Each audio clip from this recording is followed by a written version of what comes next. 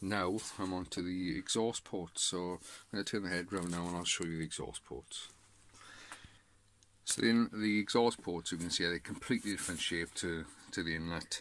This is one that's untouched. If you look at the outer shape there, you can see it's completely different. If you just look closely, let me get my screwdriver, you can see I've scribed the gasket line. And if you look at the port flow of the exhaust, it's very flat here. Now, I'm under no temptation to take that flow out to the gasket line. One of the reasons being we have a waterway just up under here. Even though I measured that and it could possibly clear it, if I take the flow down too deep, then we could get into bad flow separation trying to curve back from the back to it. So what I've done is I've scribed a couple of mil. I've used a straight edge rule and gone right across them all. So I'm coming down 3 mil, flattening that down. I'm also keeping this hump shape here. So if we move across to one that I've partly done, if you look at this one, I've looked at a lot of references online to other professionals port the exhaust port, and I don't fully understand, if I'm honest, why the exhaust port has this hump at the top. I assume it's something to do with aiding airflow, so I've decided to keep it. I'm not opening that top right up there because, as I say, in the ones I've seen online, they don't do that either. So if it's not what's done, it's not what I'm going to do. The divider as well, there's no way you can knife edge the centre divider because there is a waterway running through, so minor amounts taken off there. And what I've done, when I've taken out the floor, I'm just shy of the line here, because this is just the first stage of roughing down. And I've taken him, ground it into, say, around about here, and then slowly curved my way in, so it's a nice smooth transition out and no sharp curves on the airflow. This one at the moment now is about an 80 grit finish, but this is going to end up with a much finer finish and it's going to be polished on the exhaust port. So I've done 2 there. If I turn the head over now, I can show you the differences in the bowl. And there's some significant differences you can gain in the bowl. If I show you this one, so this one's partly done. So let's have a look at the standard exhaust port. Let's get the light in there. What can you see? If you look down, especially down from here, the restriction here is quite great, and at the side it's not too bad, but we're opening that out. And see if we look from this angle, let's get try and get the light in the best angle for you. Let's jam that in there. So you can see it's not the most open in there. There's definitely scope for opening out, and that's what I've done. If you look to the one that's in the first stage, if you look here, I've opened him out down through here. Obviously, like I said, it can't go mad because of the waterway in the divider, and the outer wall, slight fraction taken out on there. Only nipping into the valve guide just a little bit on the exhaust port. I'm not going crazy with that one. I'm also not going to take out the standard port shape, which is a deep recess down there. I'm not going to grind all the way down to that because then we're going to lose all of the curve of the port. So I'm not going to be messing with that, and I'm not going to risk ruining it.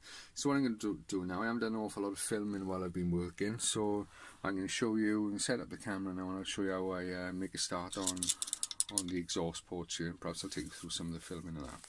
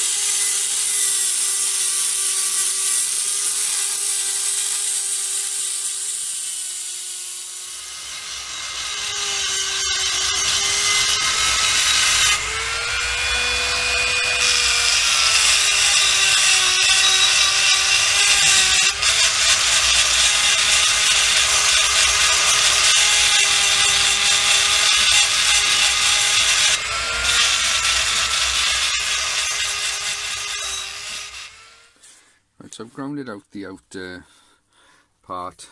You'll see what I'm talking about here now, where I've come out close to the line. I'm not fully there yet because I've got to go through a few more stages of grit. So you just get close to where you want it with a carbide cutter. I'm only going in so far, and then from this point then we're going to taper. Same on the side, just open the side out of the gasket, line, bar for a fraction there, and then I'll slowly taper that in with sanding rolls. Same on the top, and a little bit of carbide on the centre divider just to take some of it off, but the rest will be finished from here now with the sanding rolls. So I shall set up the camera now and we'll start doing that. So what I'm going to do now with the exhaust port, the little flap wheel here that's wore down to very good shape, or very good size to get into the shape of the port, and I'm just going to work that down through slightly smaller, than I go when it's a tad larger, and what I'll do then, just open it up nicely to the size of the seat.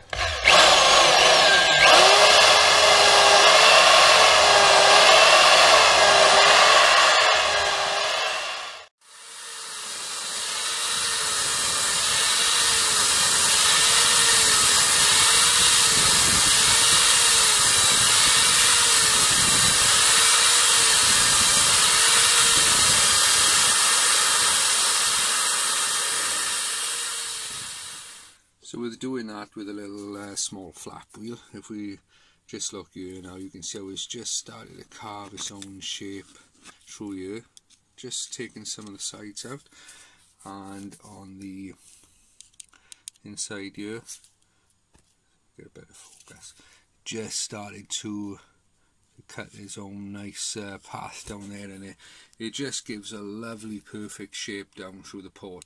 Now that's a slightly smaller one just to get through first, and I've got one that will just be a touch larger and will just bring it right out. So that's going to be the next stage. What we're going to do now is I'm going to do this side with the smaller one, come back, then hit it again with the bigger one. So I'll get the camera back on in a bit.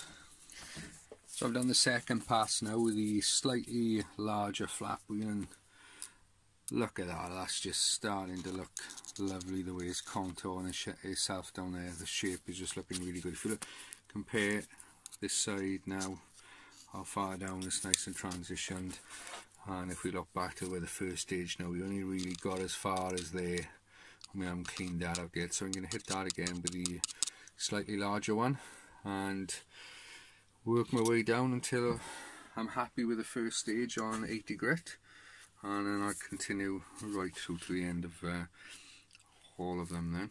So just finished now the 80 grit rolls coming through the bowls.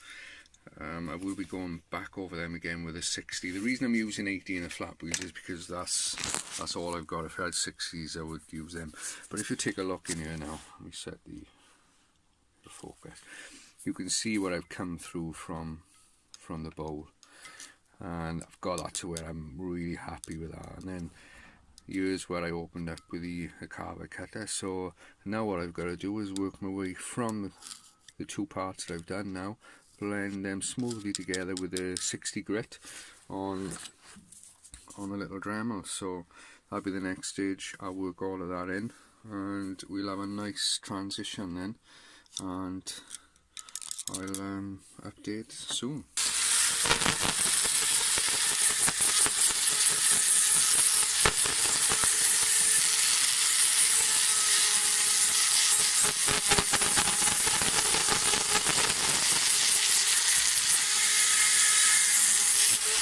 What I've got to now, spent quite a bit of time working the transitions between the two parts, the carbide bit I'd cut, the top here down at the bottom. So I'm just now working on evening out the sizes, so this is quite a time consuming process. So you notice there, that hits, it drags, whereas with all my others it's set to the measurement of them. If I can get focus where I can just go in, drop in and out easy, but obviously you can see it's dragging there.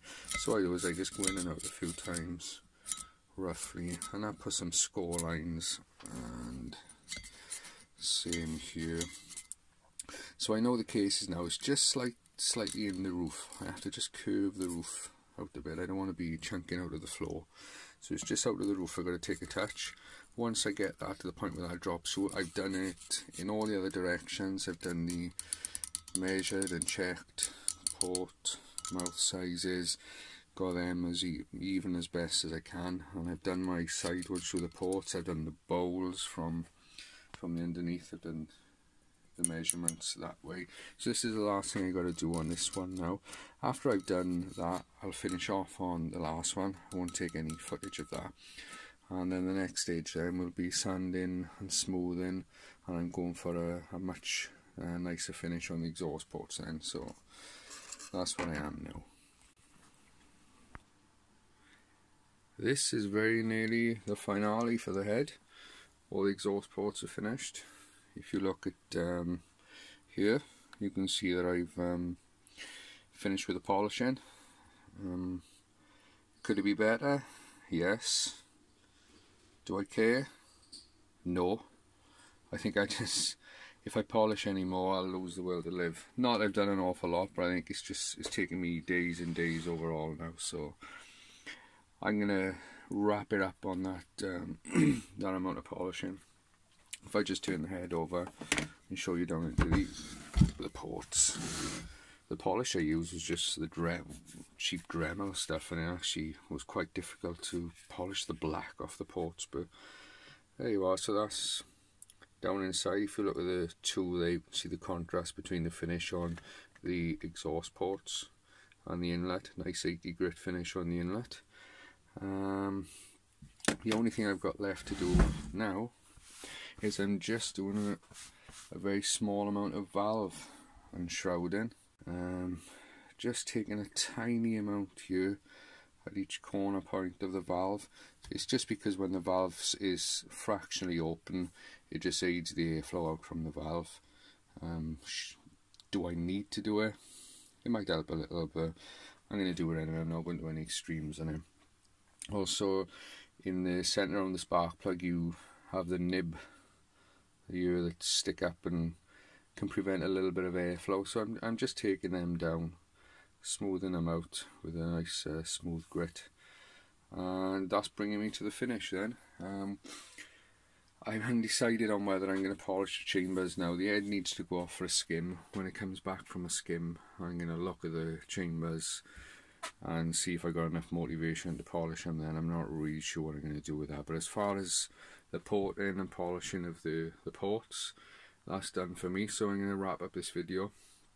But please subscribe, because the videos will continue.